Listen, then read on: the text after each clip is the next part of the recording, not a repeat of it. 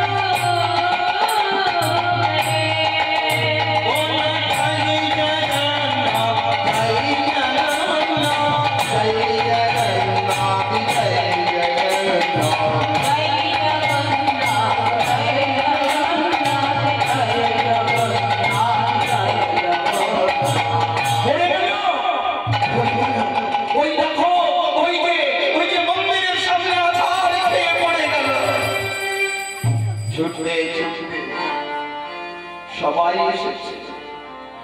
এত সুন্দর মানুষ আগে তো কখনো দেখিনি গো। আগে তো এমন সুন্দর মানুষকে দেখিনি। কিন্তু বাবা, সবাই তো আর গৌরগত প্রাণ নয়।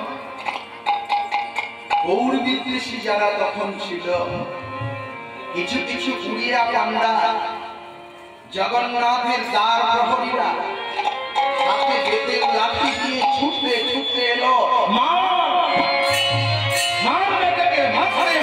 জগন্নাথ মন্দিরের বাইরে বের করে জগন্নাথের সেবার সময় ভণ্ড সন্ন্যাসীরা এমন করে এসে কেউ করে বের করে মারতে মারতে সবাই মারতে উদ্ভূত হলেন। জগন্নাথের পান্ডারা ছুটে উড়িষ্যার সর্বশ্রেষ্ঠ পণ্ডিত সার্বভৌম ভট্টাচার্য মহাশয়, দাঁড়াও, মেরো না গো, অপরাধ হবে, দেখতে পাচ্ছ না যার দেশ অষ্টসাত্ত্বিক ভাবের বিকাশ, অশ্রুকম্প পুলক দিয়ে অজ্ঞান হয়ে গেছে, বদনে জগন্নাথের নাম কৃষ্ণ নাম ছাড়েনি, ওকে দেব না, তোমাদের অপরাধ হবে গো।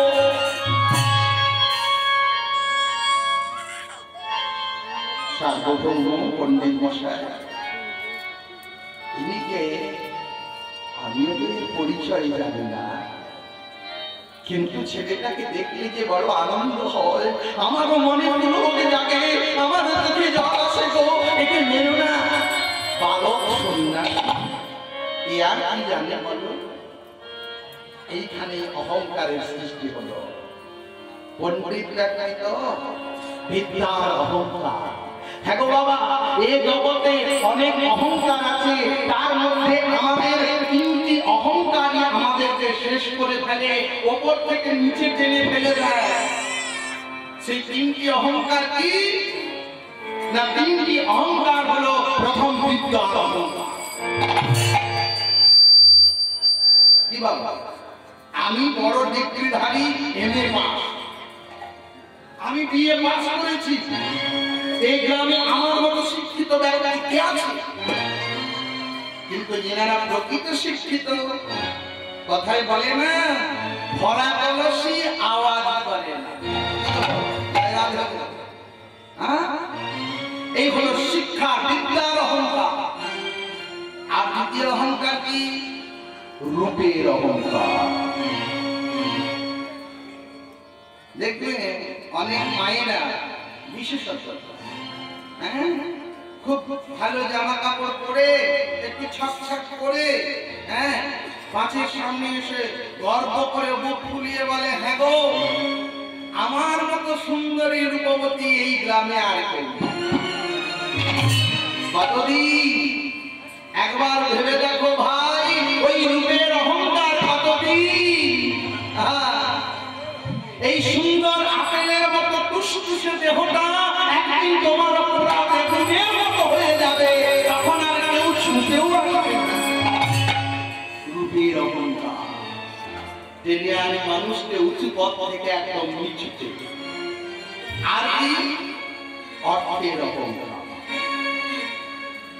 যাইনি তাই এই অর্থের অহংকার আমার মতো ধনী ব্যক্তি এই পৃথিবীতে কেউ নাই।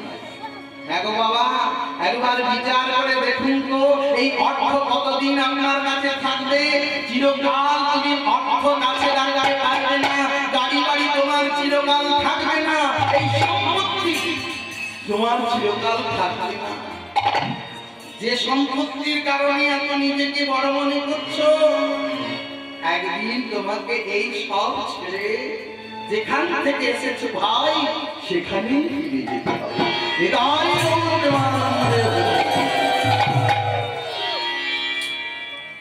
তো সার্বভৌম ভট্টাচার্য পণ্ডিতের বিবেচনা দিয়ে বালক সন্ন্যাসী বলে উঠিয়ে নিয়ে চললেন মহাপ্রভুকে নিজ করে। মহাপ্রভুর জ্ঞান ফিরতেই সন্ন্যাসী যিনি করজোড়ো করে সার্বভৌম ভট্টাচার্য তিনি কাছে এগিয়ে বললেন, কি বাবু, কি তোমার নাম? ও বাবু, তোমার নাম কি গো? তোমার বাড়ি কোথায়? সার্বভৌম ভট্টাচার্যের ভগ্নিপতি নাম যার গোপীনাথ আচার্য, তিনি ছিলেন গৌরগত প্রাণ। তিনি এগিয়ে গিয়ে ছুটে গিয়ে শালককে বলছেন, আপনি জানেন না পণ্ডিত মশাই, তিনি যে শচীর নন্দন জগন্নাথ মিশ্রের ছেলে। যে জগন্নাথ মিশ্র তোমার সঙ্গে একই সঙ্গে বিদ্যা পাঠ করেছে, তারই সুপুত্র নিমাই পণ্ডিত। বাড়ি নদিয়া জেলার নবদ্বীপ ধামে। তারপর তুমি জানো না? যায়নি তাই এই মোবাইল গুলো সারা দেশটাকে শেষ করলো। এইটুকু ছেলে মোবাইলের কি জানে বলুন তো? দিয়ে গেম খেলছে। হ্যালো হ্যালো, তো হাতে কি আছে? হ্যালো আছে। হ্যাঁ, হ্যালো মানে সব গেল। হ্যালো মানে কি গেল? আরে বাবা, যখন কীর্তনের আসরে বসেছে যে পরবর্তীতে কমিটির দায়িত্ব তোদেরকে নিতে হবে বাবা, একটু ভালো করে শোন। ওই মোবাইলে আবার হাসিস, একটু ভালো করে শোন, হাসিস না, একটু ভালো করে মন দিয়ে শোন। হ্যালো মানে সব গেল। কি গেল? তোদেরকেই বলি পড়াশোনাটা চুলার ছায়ে গেল, পড়াশোনা সব গেল। কি গেল? গুরুজনদের প্রতি ভক্তি গেল। কি গেল? শিক্ষা গেল। কি গেল? রূপের অহংকারটাও দূরে গেল। রাতের বেলায় ফোন করছি, রাত জেগে জেগে নায়ক নায়িকা হাইরে পোড়া কপাল, রাত্রি জেগে জেগে হ্যালো টুম্পা সোনা, ভালো আছো? হ্যাঁ, একবার ভেবে দেখো ভাই, রাত্রি জাগতে জাগতে তোমার আপেলের মতো দেহটা টুসটুসে দেহটা পোড়া বেগুনের মতো হয়ে গেল। হ্যালো মানে সব গেল। যার দেহ তার ভজনও ভালো, তার সাধনও ভালো। সাধনা কি করবে? এই বয়সে পড়াশোনা সাধনা করো, গুরুজনদের প্রতি ভক্তি করো, গুরুজনদের কথার মান দিতে শেখো, তবেই তো পরবর্তীকালে তুমিও একজন উপযুক্ত শিক্ষিত হবে। ভাই, ওগুলো ছেড়ে দিয়ে কথাগুলো শোনো। কোনদিন না পুরী ধামে যাবে, জীবনটা এইটুকু। আস্তে আস্তে তোমাদের বয়স হবে ভাই, পুরী ধামে যাবে। পুরী ধাম গেলে ছোট্টবেলার কথাগুলো বয়সকাল মৃত্যু পর্যন্ত মনে থেকে যায়। হ্যাঁ, যখন বড় হয়ে যখন জগন্নাথ পুরী ধামে যাবে, তখন জগন্নাথ দর্শন কঠিন থাকবে না, সরল হয়ে যাবে। এবার হলো মন দিয়ে শোনো ভাই, মোবাইলে বাদ দাও। হ্যাঁ, মন দিয়ে শোনো। যখন হরিনাম আসরে বসে কথা বন্ধ করো। এবার কি হলো বাবা? সার্বভৌম ভট্টাচার্য বলছেন, ও যেই না সার্বভৌম ভট্টাচার্য প্রণামী করল, অমনি মহাপ্রভু সন্ন্যাসী তো, তাই কৃষ্ণে মদিরস্তু বলে আশীর্বাদ। সার্বভৌম ভট্টাচার্য চিন্তা করলেন, সন্ন্যাসী হয়ে কৃষ্ণ নাম দিয়ে আশীর্বাদ? কি গো বাবা, কেন? সন্ন্যাসীরা কিন্তু ওই যে তোর কালীর সহায় হয়, হ্যাঁ, তোর দুর্গা সহায় হয় বলবেন। সন্ন্যাসীরা জানে একই ব্রহ্ম, দ্বিতীয় নাস্তি। সন্ন্যাসী একই ব্রহ্মের সাধক। তারা অন্যান্য দেবদেবীর ঠিকানা জানে না, খোঁজ রাখে না, কারণ তারা অন্যান্য দেবদেবীর আসন যে দখল করে ফেলেছে। তাই ওই সার্বভৌম ভট্টাচার্য, যিনারা মায়াবাদী সন্ন্যাসীর গুরু, যিনি শুধু এ জগতের সার্বভৌম ভট্টাচার্য নয় বাবা, ইনার আসল পরিচয় হলো ইনি দেবগুরু বৃহস্পতি। ইনি দেবগুরু বৃহস্পতি। রাধে বল। তাই ভালো করে মন দিয়ে শুনুন, দেবতাদের গুরু এ জগতে সন্ন্যাসীর গুরু হয়ে বিদ্যা শিক্ষা দিচ্ছেন। তিনি মনে মনে ভাবছেন সন্ন্যাসী হয়ে কৃষ্ণ নাম দিয়ে আশীর্বাদ না, এই বালক সন্ন্যাসীকে শিক্ষা দেওয়ার প্রয়োজন আছে। বেদ শিক্ষায় শিক্ষিত করতে হবে, একে সার্বভৌমত্ব বোঝাতে হবে। একদিন নিমাই পণ্ডিতকে কাছে ডেকে বললেন, নিমাই, তুমি আমার পুত্র স্বরূপ, আর তুমি যার কাছে বিদ্যা অভ্যাস করেছো সেই নবদ্বীপের গঙ্গাধর পণ্ডিত, সে হলো আমারই শিষ্য। তার মানে তুমি আমার শিষ্যের শিষ্য।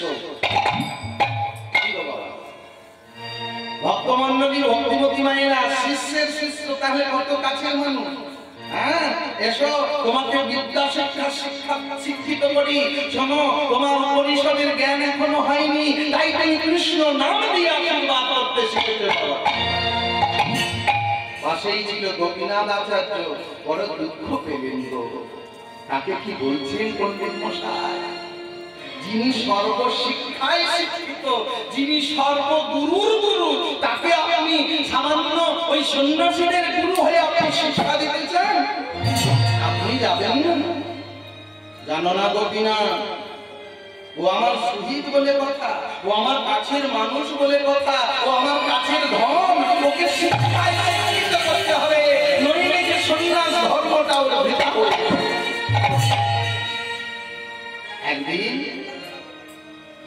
ওই শাস্ত্র যুদ্ধে বসলেন বাবা। আত্মারাম মুনিও এই শ্লোকটাই ব্যাখ্যা করতে গিয়ে সার্বভৌম ভট্টাচার্য 8 প্রকার ব্যাখ্যা করলেন, আর সেই 8 প্রকার ব্যাখ্যা বাদ দিয়ে 64 প্রকার ব্যাখ্যা করে শোনালেন স্বয়ং মহাপ্রভু। এই ব্যাখ্যা শুনে সার্বভৌম ভট্টাচার্যের 80 বছরের দীর্ঘ মাথাটা নিচু হয়ে গেল। কেঁদে কেঁদে বলে, কে গো তুমি? বলো না নিমাই, বলো তুমি কে?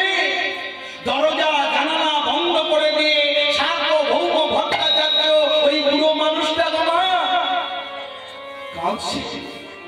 প্রভু, তুমি যদি আমাকে পাড়াতে এসেছো, এসো। আমি তোমাকে সেই রূপে দেখতে চাই যে রূপে তুমি ত্রেতা যুগে অবতীর্ণ হয়েছিলে। তুমি যদি ভগবান হবে আমি তোমাকে সেই রূপে দেখতে চাই তুমি যেভাবে দ্বাপর যুগে অবতীর্ণ হয়েছিলে। এসো প্রভু।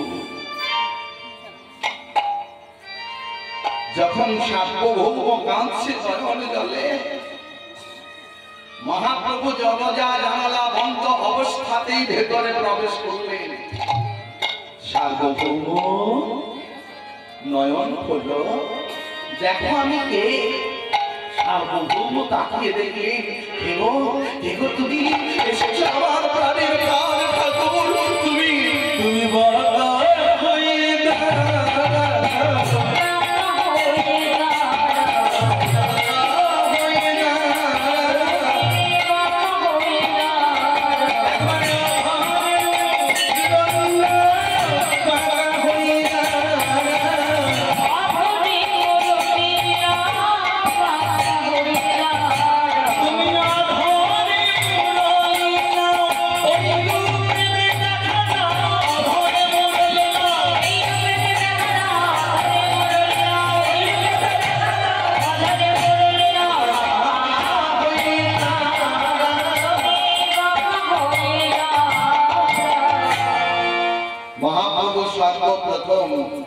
সেখানে সার্বভৌম ভট্টাচার্যের কাছে দাঁড়িয়েছিলেন। দুই হস্তে ধনুর্বাণ, দুই হস্তে মুরলীধারী, আর দুই হস্তে দণ্ড কমণ্ডলধারী হয়ে দাঁড়ালেন। সার্বভৌম ভট্টাচার্যকে বললেন, ভট্টাচার্য দেখো আমাকে, আমি ভগবান ভগবান, তুমি যে রূপে আমাকে দেখতে চেয়েছিলে এই দেখো আমি সেই। সার্বভৌম ভট্টাচার্য মহাপ্রভুর মাঝখানে সর্বভূত রূপ দর্শন করে বললেন, প্রভু প্রভু ও দয়াময় ও কৃপাময়, এই লৌহপিণ্ডকে যখন জবাতে এসেছো একটুখানি দাঁড়াও প্রভু। আমি ওই রূপ আমার ঘরের দেওয়ালে এঁকে রাখবো। কেন জানো প্রভু, বুড়ো হয়েছি তো, ভোলা মন্ত্র যদি কোনোদিন ওই রূপ ভুলে যায়, তাই আমি ওই রূপ আমার ঘরের দেওয়ালে অঙ্কন করে রাখবো প্রভু। শুধু তাই নয়, জগৎকে দেখানোর জন্য আমি জগন্নাথ মন্দিরেও এই রূপ অঙ্কন করে রাখবো। ভক্তমণ্ডলী ভক্তিমতী মায়েরা, যদি কোনোদিন জগন্নাথ মন্দিরে যান, জগন্নাথ মন্দিরের দেওয়ালে সার্বভৌম ভট্টাচার্যের হাতের অঙ্কিত মহাপ্রভুর সরভৌজ মূর্তি এখনো অঙ্কিত হয়ে আছে, ভালো করে দর্শন করে নেবেন। এটাই গৌরব প্রভু। এইভাবে অঙ্কন করলেন সরভৌজের। এবার বললেন, প্রভু গো, এতদিন পণ্ডিতদের অহংকারের কলঙ্ক ধরেছি, এই অহংকারের কলঙ্কটা ছুঁড়ে ফেলে আজ থেকে ভক্তির কলম হাতে তুলে আমি লিখব আজ থেকে গৌরবাষ্টক। যে গৌরবাষ্টক বৈষ্ণবেরা বড় সমাদর করে গান করে, উজ্জ্বল বরণ গৌরব দেহ বিরোষিত বিরবধি ভাব দেহ গদগদ অন্তর ভাব বিকারম শ্রী চৈতন্য তং প্রণমামি চ শ্রী শশী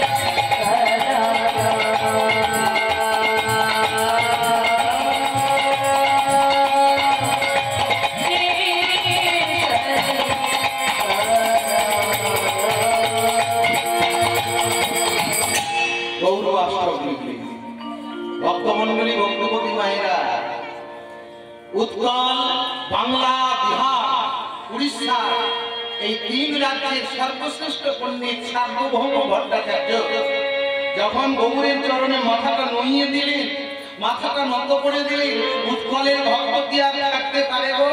তারা এসে গান করছেন বাসুদেব ঘোষের সঙ্গে। কি গাইছেন? শ্রীরাধার বেদে